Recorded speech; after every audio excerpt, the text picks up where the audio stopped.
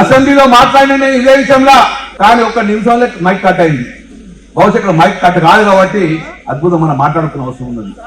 అసెంబ్లీలో మాట్లాడితే అయితే బీసీలో మా 42 రిజర్వేషన్ అనగానే మైక్ కట్ అవుతుండే. ఎంతగానో మొత్తుకోవాలి. అందుకే సోదరులారా ఒక్కటి మాత్రం గుర్తుపెట్టుకోండి, 42% మీరు ఇస్తారని మోసం చేసిండ్రు. మొత్తాన్ని గంపగుత్తగా బీసీల ఓట్లు వేసుకొని ఈరోజు కాంగ్రెస్ ప్రభుత్వం చేరింది. ఈరోజు ఆర్డినెన్స్ అంటుంది, జీవో అంటాను. సోదరులా ఒక్కటి మాత్రం గుర్తుపెట్టుకోండి, ఈ రోజు 540 ఎంపీటీ ఉన్నాయి తెలంగాణ రాష్ట్రంలో, 540 జడ్పీటీసీలు ఉన్నాయి. మీరు ఎన్నికలు ఓటా అంటున్నారు కదా, ఆ 500లో మా వాట 227 మా బీసీలకు ఏదో కేటాయించండి, ఆర్డినెన్స్ చేయండి, కేటాయించండి మోదే. ఇవి 540 ఎంపీటీ ఉన్నాయి, 500 జడ్పీసీ కింద 227 బీసీలు అని చెప్పి మీరు ఫస్ట్ అనౌన్స్ చేయండి. మా జిల్లా పరిషత్ 30 ఉన్నాయి, ఇప్పుడు 32 30 ఉన్నాయి. 42% కోట మా 13 జిల్లా పరిషత్లు ఎవరు ఇప్పుడు అనౌన్స్ చేయండి. ఫస్ట్ 13 జిల్లా పరిషత్లు మా బీసీలకు వస్తాయి. ఆ బీసీలలో మేము ఎవరు కోరుకుంటాం. మున్సిపాలిటీ కార్పొరేషన్ 13 ఉన్నాయి, మున్సిపాలిటీ 105 ఉన్నాయి. ఇవన్నిటిలో కూడా మా వాటా చెప్పండి, ఏ మున్సిపాలిటీ మాకు కేటాయిస్తారు.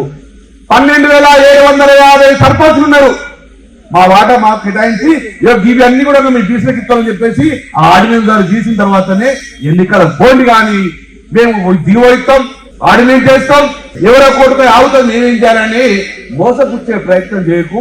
మీరు మోసపుచ్చే విధంగా మోసపోయే పరిస్థితి లేదు. సోదరులారా కూడా గుర్తుపెట్టుకోరు, మన తాత ముత్తాత తప్పు చేసి రోజు భయపడి రోజు, కానీ మనం తప్పు చేస్తే మన పిల్లల భవిష్యత్తు అంధాకారం అయిపోతుంది, మన భావితరం యొక్క భవిష్యత్తు అంధాకారం అవుతుంది. ఈ రోజు మనం ఉన్న స్థాయిలో మన బిడ్డల భవిష్యత్తు అంధాకారం డెఫినెట్ గా మనం కొట్టాలి. మన పిల్లలకు ఎట్లయితే ఆశ్రితమో మనం కొట్లాడి ఈ బీసీ వాట కూడా మన భవిష్యత్ తరానికి ఇవ్వాల్సిన బాధ్యత మన అందరి మీద ఒక పౌరులుగా, మన యొక్క రాజకీయ నాయకులు ఒక ప్రముఖులు ఉన్నాం కాబట్టి డెఫినెట్ గా మన పోరాటం భావితరానికి వల్ల. ఏం కొట్లాడుతున్నాం? సంఖ్యాపరంగా రాజ్యాధికారంగా మేము ఎంతో మాకు ఇంటి ఏమంటారు అంత ఇష్టపడకూడదు. మేము మా సంఖ్య ఎత్తున్నారు చూడండి, మాకు రాజ్యాధికారం రావాలని కోరుకుంటున్నాం.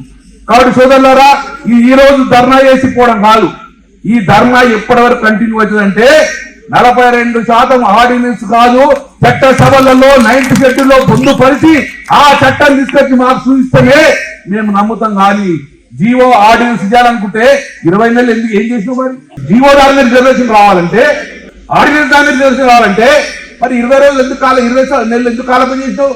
అప్పుడు అయ్యొచ్చు కదా. అది నీకు కూడా తెలుసు, నాకు తెలుసు. జీవో ద్వారా ఆర్డినెన్స్ ద్వారా ఎట్టి బస్సులో ఈ చట్టం నిలబడది.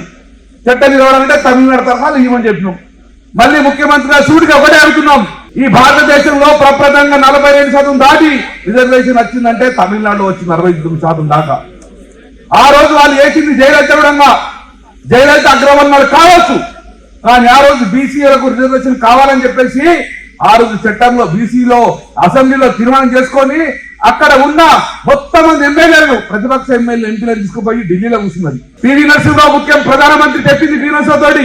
పివి నరసింహరావు గారు మా బీసీలకు ఈ పార్లమెంట్ లో బిల్లు పెట్టి 90 సీట్లు ప్రొడ్యూస్ చేయకపోతే నేను పరిపాలన అనేది తమిళనాడులో చేయ, నా పరిపాలన మొత్తం ఢిల్లీలో చేస్తా కోరు అని బీసీతో కూర్చున్నది. కాబట్టి ఆ రోజు చట్టసభల్లో 90 సీట్లు ప్రొడ్యూస్ చేసింది.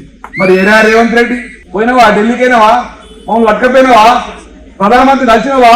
పార్లమెంట్ లో పెట్టినవా? ఇదే బూటూడు అసలు పోయి జంతర్ మంత్రగా చేసుకుని ఏం లాభం జంతర్ మంత్రగా చేస్తే? ఈరోజు నిజంగా ఈరోజు చిత్తశుద్ధి ఉంటే అఖిల పక్షాన్ని తీసుకెళ్ళండి, మొత్తం అసెంబ్లీ తీసుకెళ్ళండి, పార్లమెంట్ తీసుకెళ్ళండి. ఢిల్లీలో కూర్చున్నాం, పని కూడా ఢిల్లీలో కూర్చుందా? ఢిల్లీలో మోదీ దగ్గర కూర్చొని ఆ యొక్క తమిళనాడు తరహాలో 90 షెడ్యూల్లో పొందుపరిచేదాకా ఢిల్లీ విధి లేదు, ఢిల్లీ కది లేదు అని చెప్పండి. డెఫినెట్ గా దిగొస్తుంది మోదీ ప్రభుత్వం. చేయలేదే, మనం చిత్తశుద్ధి లేదు కదా. కాబట్టి ఈ యొక్క తమిళనాడు ముఖ్యమంత్రి అగ్రవర్ణ జయలలిత గారు ఎలా అయితే సాధించుకొచ్చిందో అలా సాధించుకొచ్చిన బాధ్యత ఈ సాగు రేవంత్ రెడ్డి గారు ఉన్నది. ఇప్పుడైనా మీరు తీసుకెళ్ళండి. ఇంకా కూడా మమ్మల్ని కల్లిబొల్లి మాటలు చెప్పి మమ్మల్ని మభ్య పెట్టకండి. ఈ రోజు ఉన్న మా బీసీతనం కూడా ఆవేశాలకు ఉన్నారు కాబట్టి మా వాట మాకు ఇవ్వండి, లేకపోతే మా వాట గుంజుకుంటుంది కూడా మేము సిద్ధంగా ఉన్నాం. జై తెలంగాణ.